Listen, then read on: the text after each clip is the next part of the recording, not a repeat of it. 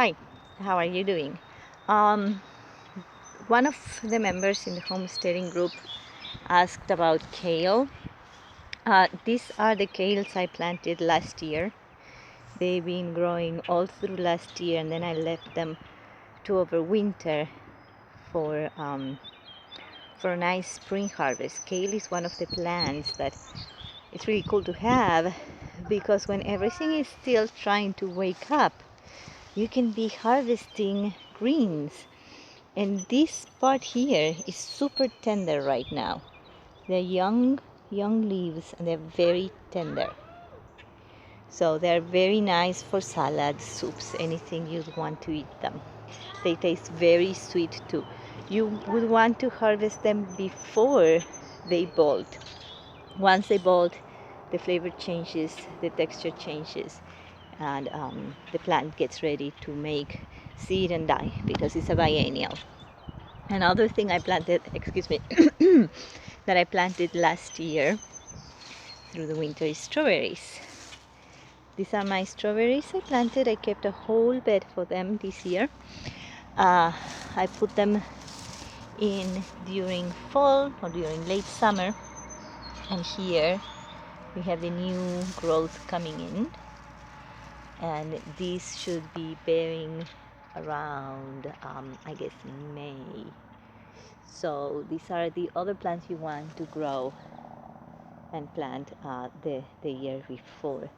Now, my favorite thing to plant in fall is garlic. Garlic you plant during fall and it overwinters really well. As you can see, I covered it in straw to protect it from frost. Some people don't like to use straw because they say their garlic rots. It has never been my experience that the garlic rots. I find that using straw protects them from desiccating and from having high or big changes in temperature. So the plant gets, protected. The bulb gets protected. This garlic I planted last October, and you can see it's growing. I love to see the garlic sprouting by the end of the winter and growing fast through the spring. Now here I have 3 varieties. It's the first time I grow them in this location. Garlic adapts locally, so it will take a few years for it to be at its best. It will be smaller bulbs with smaller cloves right now, and as the years pass and I keep planting it here, the bulbs will be better and the cloves will be bigger and tastier. So here I have 3 varieties. This one is called Greg. We don't know the real name of it. A friend, Nellie, passed it to me. Her friend called Greg gave it to her, so they call it Greg. So this is a Greg variety. It has smaller cloves. This one is an early red Italian. Amber Weevil, and I'm sorry, I don't know if I'm saying your last name right. Amber passed it to me. This is a soft neck, which is really nice for braiding, and this is my favorite, which is a Farm Fest variety.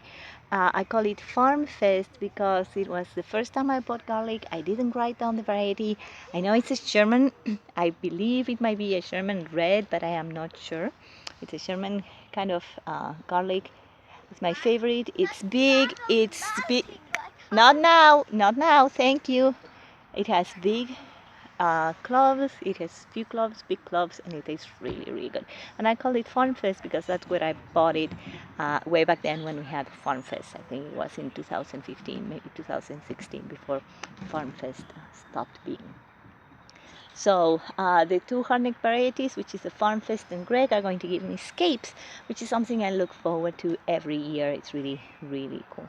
This is beautiful plants ready to keep growing. And the other thing I planted last year that overwintered, but that's not always the case, is this spinach.